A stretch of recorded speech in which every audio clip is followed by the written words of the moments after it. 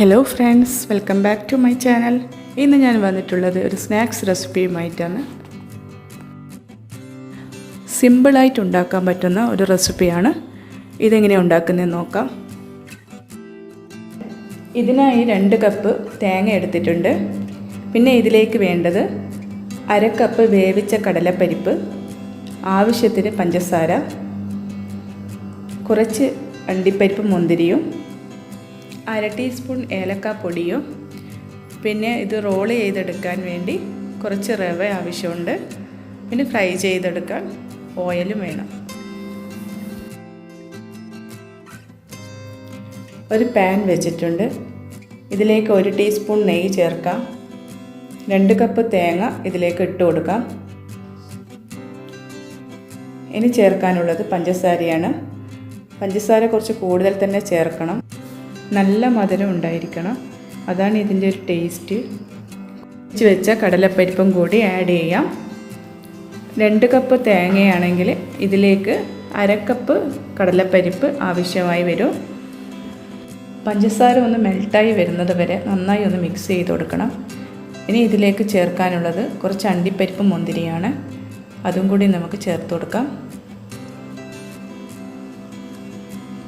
ഇതൊരു ചെറിയൊരു brown colour ആവുന്നത് വരെ വഴറ്റിയെടുക്കാം.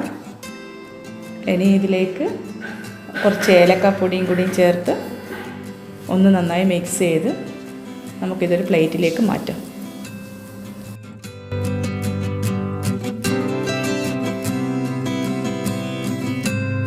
ഇനി നമുക്ക് ഇതെല്ലാം ഓരോ ബോൾസ് ആക്കി എടുക്കാം. ഇനി വേണ്ടത് ഇത് ഫ്രൈ ചെയ്തെടുക്കാനുള്ള ഒരു ബാറ്റർ തയ്യാറാക്കണം.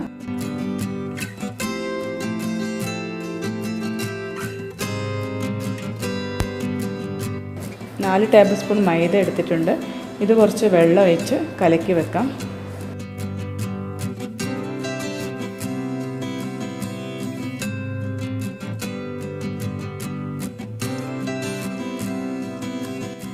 ഇത് റവയിലാണ് റോൾ ചെയ്തെടുക്കുന്നത്. കുറച്ച് റവയും കൂടി പ്ലേറ്റിലേക്ക് എടുത്ത് വെക്കാം. ബോൾസ് എടുത്ത് മൈദയിലേക്കൊന്ന് ഡിപ്പ് ചെയ്ത് റവയിലൊന്ന് റോൾ ചെയ്തെടുക്കാം. വീണ്ടും മൈദയിലേക്ക് ഒന്ന് ഡിപ്പ് ചെയ്യണം. അതിന് മുമ്പായി മൈദ ഒന്നും കൂടി കുറച്ച് വെള്ളം ഒഴിച്ച് ലൂസാക്കി ഇടണം. കാരണം രണ്ടാമത്തെ കോട്ടിങ് കൊടുക്കുന്നത് നല്ല ലൂസിലായിരിക്കണം.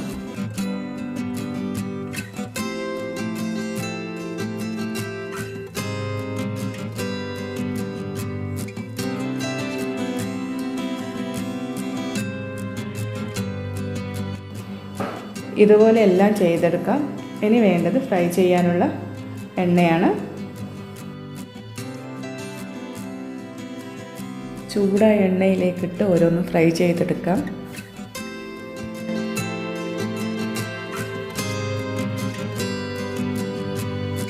എന്തായാലും ഇതൊന്ന് ഉണ്ടാക്കി നോക്കണം. ഉള്ളിൽ നല്ല സോഫ്റ്റാണ്. എല്ലാവരും ഒന്ന് ട്രൈ ചെയ്യണം. ഇഷ്ടപ്പെട്ടാൽ കമൻറ്റ് ചെയ്യണം.